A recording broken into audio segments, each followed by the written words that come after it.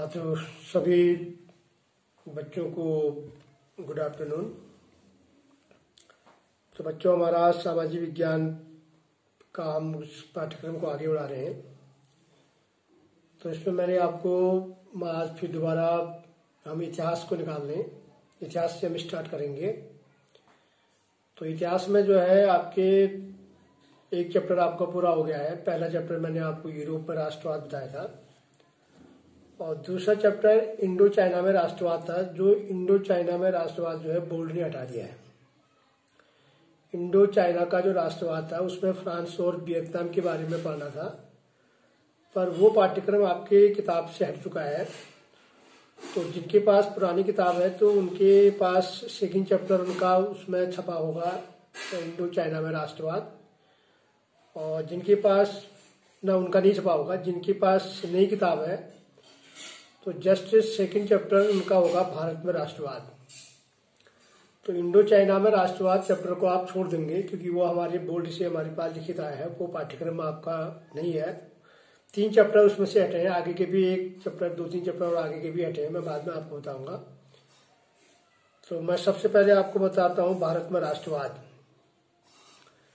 तो राष्ट्रवाद का मतलब भी आप जानते हैं, जिस तरह से हमने यूरोप में राष्ट्रवाद के बारे में पढ़ा था कि यूरोप में किस प्रकार से राष्ट्र राज्यों का उदय हुआ, किस तरह से उसमें एक राष्ट्रीय पहचान बनाने के लिए वहाँ के राष्ट्रों ने संघर्ष किया, और किस प्रकार से जो है निरंकुश शासन को समाप्त करके एक लोकतांत्रिक व्यवस्था स्थापित की, जिसमें विभिन्न देशों ने जो है क्रांति के द्वारा जो है अपने राष्ट्रीय प्रतीकों का महत्व देते हुए उन्होंने जो है राष्ट्र को एक सूत्र में बांधने का काम किया।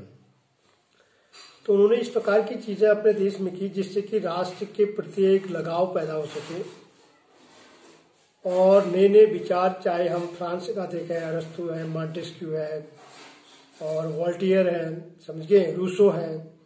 तो ये बहुत से ऐसे विचारक थे, दार्शनिक थे, जिन्होंने अपने देश के लिए, अपने राष्ट्र को बनाने के लिए जो है देश के नागरिकों के मन में जो है राष्ट्र के प्रति, राष्ट्रीय प्रतीकों के प्रति सम्मान पैदा करने का प्रयास किया। तो उसमें जो भी उनकी पुरानी संस्कृति थी, जो भी नए गीत थे, संगीत था, संस्कृति थी, सभी को जोड़ा उन्होंने। मतलब एक उन्होंने जो है अपने देश के अंदर जो है सबको जो है एक जोड़ने का प्रयास किया, और जिससे कि एक राष्ट्रीय पहचान बन सके। तो राष्ट्रीय पहचान तो इसी प्रकार से हम भारत के परिप्रेक्ष्य में आपको बताएंगे कि भारत तो हमारा अपना देश है।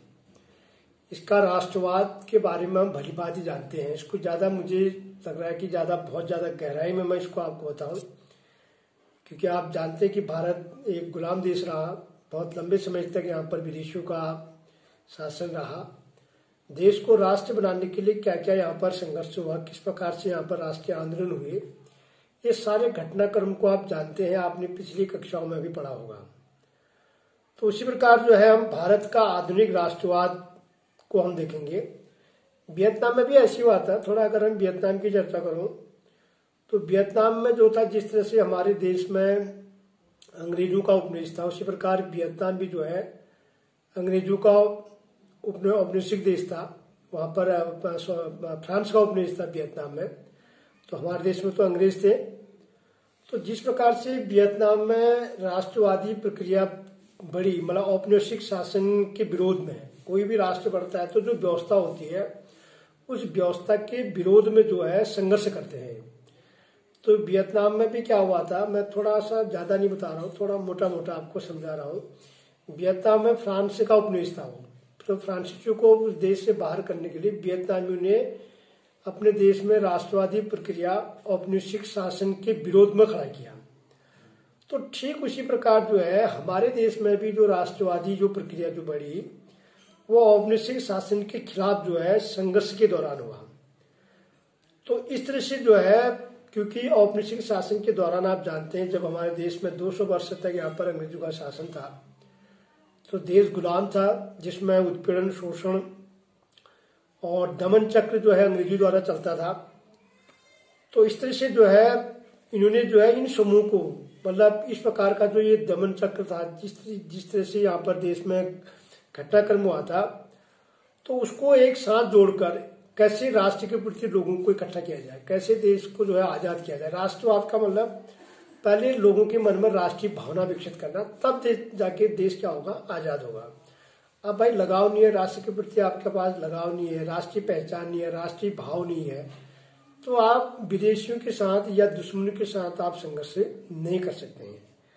तो इसी प्रकार जो है, तो जो भी हमारे देश में सामाजिक या जो भी ताना बाना था, तो उस औपनिवेशिक शासन के द्वारा जो दमन हुआ।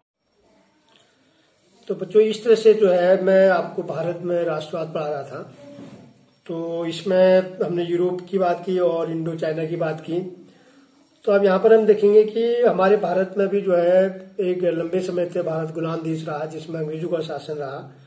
तो कोई भी राष्ट्र जब बनता है तो राष्ट्र बनाने के लिए, राष्ट्रवादी भावनाओं को आगे बढ़ाने के लिए जो है उसमें क्या नाम कहते हैं, देश के अंदर जो विविधताएं होती हैं उनमें एक सामूहिक भाव पैदा कैसे हो, तो इस तरह से जो है हम राष्ट्रवाद को आगे बढ़ा सकते हैं। तो सबसे पहली बात है कि आखिर राष्ट्रवाद है क्या। तो राष्ट्रवाद के अगर हम एक जनरली अगर हम परिभाषा कहें, राष्ट्रवाद का मतलब होता है कोई भी ऐसा देश जिसकी एक भौगोलिक सीमा है, उस भौगोलिक सीमा के अंदर रहने वाले नागरिक सरकार बनाने का दावा प्रस्तुत करते हैं और उस देश के अंदर जो भी हमारे राष्ट्रीय प्रतीक हैं, जो भी हमारे राष्ट्रीय भावनाओं को प्रेरित करने वाले जो भी हमारे प्रतीक हैं, उनका हम सम्मान करते हैं, है नहीं, जिससे राष्ट्र की एकता, अखंडता और संप्रभुता क्या रहती है, बनी रहती है। तो इसे हम कहते हैं राष्ट्रवाद। तो राष्ट्र का मतलब पूरा एक देश है, उस भौगोलिक सीमा के अंदर रहने वाले नागरिकों के मन में अपने देश के प्रति लगाव, अपने देश की एकता, अखंडता को बनाने के लिए क्या नाम कहते हैं, इस तरह से जो है वो वहां पर ये राष्ट्रवादी प्रक्रियाएं क्या होती है, आगे बढ़ती हैं। तो इसी प्रकार से जो है भारत में राष्ट्रवाद, ये तो एक जनरल परिभाषा होगी राष्ट्रवाद की, फिर इसका मैं आपको नोट्स भी दूंगा। तो हमारे देश में भी जो है जो राष्ट्रवादी जो भावनाएं बढ़ी थी, तो उसमें क्या नाम कहते हैं अनेक प्रकार का जो हमारे देश के अंदर जो उत्पीड़न हुआ था, जो दमन जो अंग्रेजों ने किया था, तो उसको एक समूह में बांधना, उनको एक पूरे देश के नागरिकों में उनमें भाव विकसित करना और हर प्रकार का जो वर्ग है, हर प्रकार के जो लोग हैं, उनमें जो है क्या नाम कहते हैं एक एकता का भाव पैदा करना था, यानी है। क्योंकि जब यहाँ पर हमारे देश में अंग्रेजों का शासन था, तो सभी लोग जो है मतलब जितने भी हमारे देश के अंदर सामाजिक क्या नाम कहते हैं समूह थे, उपनिवेशवाद का सभी पर एक जैसा प्रभाव नहीं था। मतलब ये कैसे नहीं था, ये आपको समझना है। क्योंकि हमारे देश में भी क्या था, एक धनाढ्य वर्ग था जिनका अंग्रेजों के साथ ही बिल्कुल तालमेल था। मतलब कुछ हमारे देश के अंदर, हमारे देश तो विविधताओं का देश है, इसमें इतनी धर्म, इतनी जातियां, इतने संप्रदाय हैं, लेकिन जितने भी हमारे देश के सामाजिक समूह थे, उपनिवेशवाद का जो प्रभाव था वो सभी समूह पर एक जैसा नहीं था। क्योंकि सबके अलग अलग पहचान थी, सब अपने आप को मतलब अलग मानते थे, समझिए। तो उनके लिए मतलब स्वतंत्रता की मायना ही कुछ और था। स्वतंत्रता का मतलब कोई मतलब हमारे देश के नागरिकों में इतना कोई भी ऐसा प्रभाव नहीं पड़ा था, इतना एक राष्ट्रीय लेवल पर कोई ऐसी एक सामूहिक भाव पैदा नहीं हुआ था जिससे कि हम एक सूत्र में बंधकर अंग्रेजी के शासन के विरुद्ध जो है हम क्या कर सकें, संघर्ष कर सकें।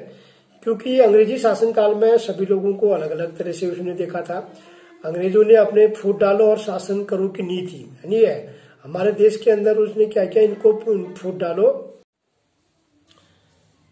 तो इस तरह से जो है तो उपनिवेशवाद का असर जो है सभी जगह एक जैसा नहीं था, क्योंकि सबके अनुभव अलग अलग थे, समझ गए। स्वतंत्रता के मायने सबके अलग अलग थे, सबके लिए आजादी एक जैसी नहीं थी। क्योंकि जितने हमारे देश में सामाजिक जो लोग थे, अलग अलग समूह में जो लोग बटे हुए थे, उनके लिए आजादी का मतलब अलग अलग था। वो आजादी का मतलब केवल उनका एक ही उद्देश्य था, ऐसा नहीं था। तो अब सवाल ये था कि ऐसे समय में देश को कैसे जो है एक राष्ट्रीय भावना विकसित करके देश को कैसे जो है स्वतंत्र किया जाए।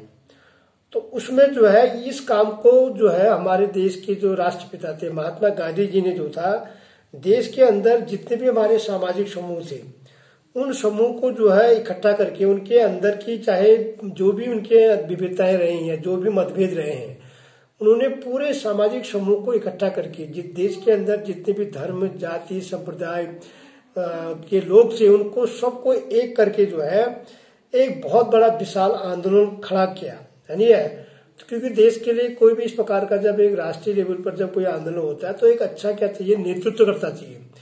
और एक अच्छा नेतृत्व करता ही जो है देश को आगे बढ़ाने में क्या करता है, मदद करता है।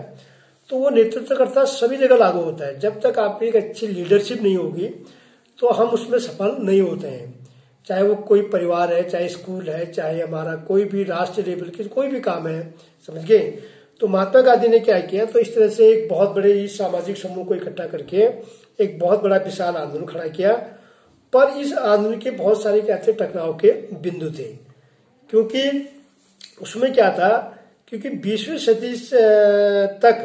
सदी से हालांकि स्वतंत्रता हमारे देश में राष्ट्रवाद का जो प्रारंभ था वो 1857 से शुरू हो गया था। हमारे देश का पहला स्वतंत्रता संग्राम 1857 में क्रांति हुई थी, मेरठ से क्रांति शुरू हुई थी। तो मतलब बिगुल बच गया था, मतलब औपनिवेशिक शासन के विरुद्ध जो था देश के अंदर एक ज्वाला जल चुकी थी। अब सवाल था उस ज्वाला को आगे ले जाने के लिए, उस अध्याय को आगे ले जाने के लिए, उस राष्ट्रीय स्वतंत्रता संग्राम को आगे ले जाने तक एक अंजाम तक मतलब उसका क्या चाहिए था, हमें काम करना था। तो यानी कि इस तरह से जो है 20वीं सदी के पहले दशक तक अगर हम देखते हैं तो स्थितियां अलग थी। और 1900 अब यहाँ पर जो हम आपको बता रहे हैं, जो भारत में जो राष्ट्रवाद है, यहाँ पर 1920 से पहले की जो घटनाक्रम था ये आप मान के चलो कि आपने कक्षा 9th में पढ़ा है, नहीं है, मैं उस पर नहीं जा रहा हूँ। 1920 से क्या क्या देश के अंदर सामाजिक समूह थे, किस प्रकार से जो है स्वतंत्रता संग्राम हुआ, कौन कौन हमारे क्रांतिकारी थे, किन किन क्रांतिकारियों ने बलिदान किया, नहीं है, कैसे जो है अंग्रेजी शासन के साथ जो है मुकाबला हुआ। तो इस प्रकार से जो है मैं आपको 1920 के बाद बताऊंगा। यहाँ पर भारत का जो राष्ट्रवाद है वो 1920 के बाद 1920 के दशक से आगे का जो हमारे घटनाक्रम में हुआ राष्ट्रवाद को बनाने के लिए, राष्ट्रीय निर्माण के लिए जो है देश के अंदर जो राष्ट्रीय घटनाक्रम है, चाहे वो हमारा सहयोग आंदोलन है, सविनय अवज्ञा आंदोलन है, तो किस तरह से जो है महात्मा गांधी जी के नेतृत्व में जो है यह आंदोलन आगे बढ़ाया और किस प्रकार से जो है विभिन्न सामाजिक समूह ने उसमें हिस्सा लिया और राष्ट्रवाद की एक जो कल्पना थी उस कल्पना को उन्होंने आगे कैसे बढ़ाया। तो ये सारी चीजें जो है इस चैप्टर में है। तो अगर हम बात करते हैं कि भाई हमारे देश में आखिर राष्ट्रवाद को मतलब 1919 के बाद जो राष्ट्रवाद का प्रचार और प्रसार के लिए क्या क्या मुख्य उसके कारक रहे, तो 1920 के बाद अगर हम देखते हैं, 1919 के बाद अगर हम देखते हैं कि हमारे देश में किस तरह से राष्ट्रवादी भावनाएं बढ़ी, उसके लिए क्या क्या मतलब कारक रहे, कौन कौन से ऐसे मतलब प्रचार प्रसार हुआ। तो उसमें सबसे पहले क्या था कि 1919 के बाद जो है राष्ट्रीय आंदोलन जो था, अभी राष्ट्रीय आंदोलन जो है नए इलाकों तक मतलब धीमे धीमे फैल गया। 1919 से पहले तक जो है पूरा जो राष्ट्रीय जो आंदोलन था वो पूरे देश भर में नहीं था, लेकिन धीमे धीमे क्या हुआ कि 1920 के बाद जो है देश में एकता चेतना आई और अपने मतभेदों को दूर किया। अब ये राष्ट्रीय आंदोलन नए नए इलाकों तक क्या हो गया, फैल गया था। और उसके साथ साथ क्या है, नए नए सामाजिक समूह उसमें क्या हो गए, शामिल हो गए थे।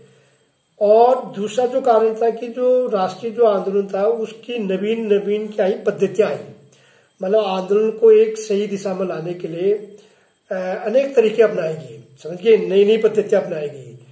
तो उस नई नई पद्धतियों में जैसे आप जानते हैं मतलब जहां जहां भी जो समस्याएं थी, चाहे कहीं किसानों की समस्या थी, कहीं मजदूरी की समस्या थी, और मतलब इनको जोड़ा गया, राष्ट्र के साथ इनको जोड़ने का काम किया। और अलग अलग धर्मों के लोग थे, अलग अलग जातियों के लोग थे, उनके साथ एक कोऑर्डिनेशन बना के, एक समन्वय स्थापित करके जो है विभिन्न सामाजिक समूह को जो है शामिल करके 1919 के बाद जो है राष्ट्रीय आंदोलन को आगे बढ़ाया गया। इसके बाद एक कारण इसमें और था, वो था पहला विश्व युद्ध। क्योंकि 1914 में हमारा पहला विश्व युद्ध हुआ। उस पहले विश्व युद्ध ने जो है पूरे देश की पूरा वैश्विक पहला विश्व युद्ध आपके दो देशों की, दो गुटों के बीच होता, एक आपका त्रिगुट और एक मित्र राष्ट्र, है नहीं है। एक तरफ आपके जर्मनी, टर्की और फ्रांस थे, है नहीं है। दूसरे में ब्रिटेन, इंग्लैंड, रूस ये देश थे, उनके साथ मित्र देश थे। तो पहला जो विश्व युद्ध हुआ वो आप उसके बारे में भी आपने कक्षा 9 में पढ़ा होगा, ज्यादा गहराई में नहीं जाऊंगा। तो 1914 का जो विश्व युद्ध था, मतलब साम्राज्यवादी प्रवृत्ति के बाद, हमने पहले वाले यूरोप में राष्ट्रवाद में बताया था कि साम्राज्यवादी प्रवृत्ति मतलब साम्राज्यवादी प्रवृत्ति ने ऐसे लोगों के देशों में ऐसी भावनाएं विकसित कर दी कि हर कोई राष्ट्र एक दूसरे से आप क्या करने लग गया, मतलब ईर्ष्या करने लग गया था। तो साम्राज्यवादी होड़ इतनी बढ़ गई थी कि उसका विस्फोट जो है, अपना हर कोई राज्य का विस्तार करना चाह रहा था, तो उसका विस्फोट जो है 1914 में हमें दिखाई दिया। तो 1914 से लेकर 1918 तक हमारा पहला विश्व युद्ध हुआ। तो इस पहले विश्व युद्ध में भी जो है भारत में जो है, दुनिया ही क्या, पूरे भारत से पूरी दुनिया की जो है राजनीतिक और आर्थिक स्थिति जो है एक स्थिति पैदा कर दी, संकट आ गया। और उसमें क्या हुआ, विश्व युद्ध जब होता है, कोई भी जब युद्ध होता है तो उसमें काफी परिस्थितियां विपरीत होती हैं। तो रक्षा व्यय बढ़ गया, देश पर जो है सबसे हर देश की पहली प्रायोरिटी रक्षा पर अधिक से अधिक खर्च करने की बात आई। तो सरकारों ने क्या किया, देशों ने क्या किया, उस रक्षा पर जो जितना खर्च हो रहा था उस पर उसकी भरपाई करने के लिए नए नए कर्ज दिए गए देशों को, उनके नाम पर जो है रक्षा के नाम पर क्या लिए गए, कर्ज लिए गए और अनेक प्रकार के टैक्सेज लगा दिए गए, समझ गए। तो और इसके साथ साथ जो है, क्योंकि उस समय हमारा देश जो था अंग्रेजों का शासन था, तो हमारे देश ने भी जो है अंग्रेजों की तरफ से युद्ध लड़ा था। जबरदस्ती सेना में लोगों को भर्ती कराया गया था, आयात शुल्क बढ़ा दिया गया था और 1913 से लेकर 1918 के बीच जो है कीमतों में वृद्धि हो गई थी। तो जो आम जो खाने पीने की जो चीजें थी उनके दाम बढ़ गए। तो इससे क्या हो गया कि एक माहौल क्रिएट हो गया, मतलब देश के अंदर एक असंतोष पैदा हो गया, यानी है मतलब शासन अंग्रेजों का था। तो इस महामारी से इस युद्ध ने जो है पूरे देश के ऊपर, जनता के ऊपर जबरदस्ती टैक्स लगा के जबरदस्ती उनके ऊपर आयात और खाने पीने की चीजें महंगी हो गई, यानी है सेना में जबरदस्ती लोगों को भर्ती किया गया। तो लोगों का असंतोष लगातार बढ़ता गया। तो जो हमारे भारत में राष्ट्रवाद को आगे बढ़ाने के लिए एक महत्वपूर्ण भूमिका निभाई, यानी है क्योंकि लगातार काम कौन कर रही है, सरकार कर रही है। सरकार किनकी है, अंग्रेजों की है, अंग्रेज उस पर काम कर रहे हैं। और तो इस तरह से जो है मुश्किलें लगातार बढ़ती गई और गांव में लोगों में जबरदस्ती जो है मतलब इतने से उसमें सेनाओं में जो है भर्ती किया गया, यानी है जो भी आपके 18, 20, 22 साल के थे उनको सबको जबरदस्ती सेना में भर्ती किया गया और उसमें लाखों लोग मारे गए। क्योंकि वो युद्ध आपका 1914 का जो विश्व युद्ध था वो बहुत ही एक विनाशकारी युद्ध था, जिसमें लगभग 190 लाख लोग से ज्यादा लोग उसमें मारे गए थे, लाखों करोड़ों लोग घायल हुए थे, समझ गए। अमेरिका एक ऐसा देश उभरा जिसने कर्जदाता देशों को कर्ज दिया, यानी है एक कर्जदाता देश के रूप में उभरा। और जैसे लास्ट मोमेंट पर अमेरिका ने जब युद्ध में प्रवेश किया तो तभी जाके जो है युद्ध क्या हुआ, समाप्त हुआ। अमेरिका ने अपने आप को स्टार्टिंग में उस विश्व युद्ध से अलग रखा, समझ गए, लेकिन लास्ट मोमेंट पर पूरे कर्ज के उनने देशों को कर्ज दिया तो सारे देश उसके गुलाम बन गए। तो इस प्रकार से जो है 1918 और 1920 के बीच जो है ये घटना भी, मतलब प्रथम विश्व युद्ध भी जो है राष्ट्रवाद को, विश्व युद्ध के बाद जो राजनीतिक और जो आर्थिक संकट हुआ, जो